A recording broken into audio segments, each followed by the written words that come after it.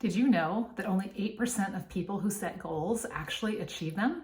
Now, I know that's not very good news as we're heading into a new year when it's goal setting season, but the question is, what is it that sets apart the 8% from the other 92%?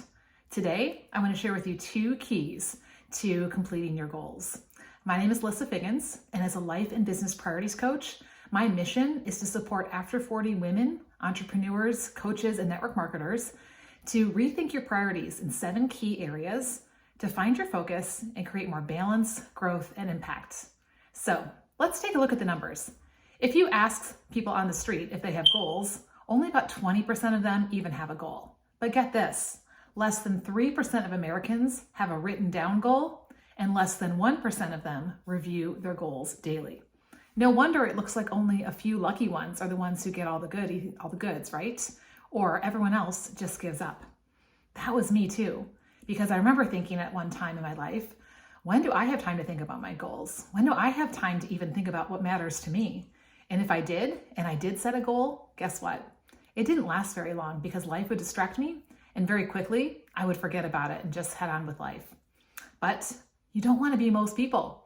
So recently I was in a room and the question was asked, of the 500 people in the room, how many of you have used these 2 tools and have been able to reach a goal? Almost 100% of the hands went up, right? So 2 keys to not be most people and to be like that 100%. Are you ready? Number 1 is to write it down in the S.M.A.R.T format. You might have heard of the S.M.A.R.T format before, and let me tell you what it stands for. S is for specific. You can't just say something vague like, I want to be healthier, because then you're going to get vague results. So maybe your goal is to drink water. So you want to get really specific about the fact that it has to do with water. M is for measurable. Measurable means there's actually a number attached to it so it can be measured.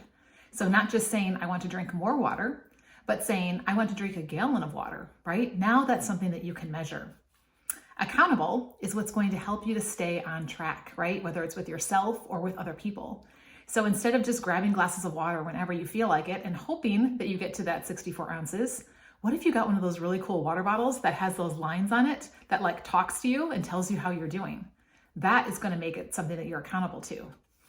R is for realistic. Is it achievable to drink a gallon of water? Yes, it totally is, especially if you have a really cool water bottle that you're carrying around with you all the time. So that way you're thinking about it and keeping it top of mind.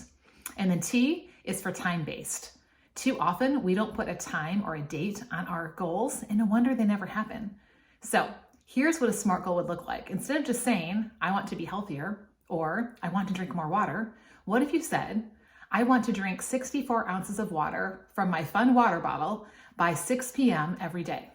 Now that is a SMART goal. And I guarantee if you look at that goal every single day and start taking action towards it, you're going to see the results of drinking more water, and you're not going to have time for drama because you're going to be peeing all day. That's another thing. Number 2 is having a daily plan for accountability, right? Because we all know life will happen. We have great intentions at the beginning of a year, the beginning of a month, the beginning of a week, but so many things get in the way and stop us from moving forward. So just saying you have a goal is not going to get it done.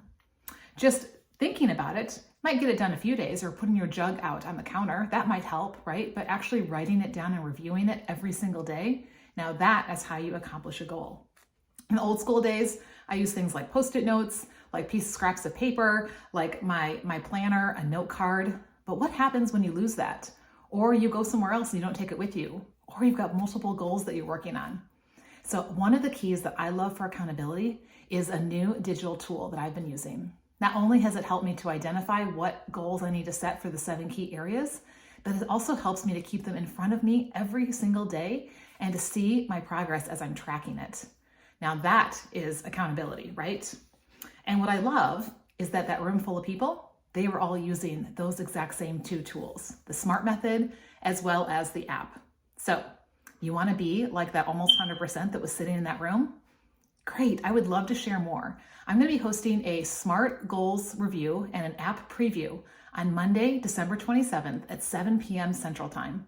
Just a way for us to take a look at the goals that you've been working on, to tweak them, and to make sure that you have accountability put in place.